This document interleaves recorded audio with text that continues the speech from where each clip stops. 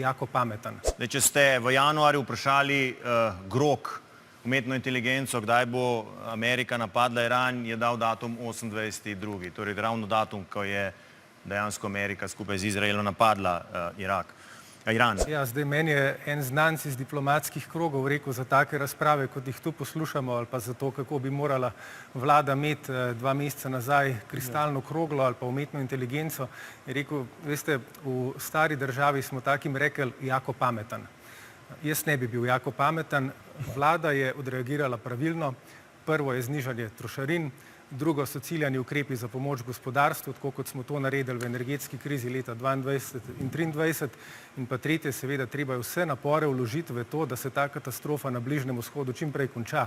Problem, ki ga vidimo tukaj, pa je, da desnica je danes rekla med vrsticami, saj to ni naša vojna, mi tam nič ne moremo. Ne, pomembno je, kaj bomo mi, kakšno stališče bomo zavzeli v Evropski uniji, ker ne gospod Vrtovec, ne gospod Janša, ne gospod Logar se do te vojne noče opredeliti. Ne do Trumpa, ne do Irana, ne do Izraela.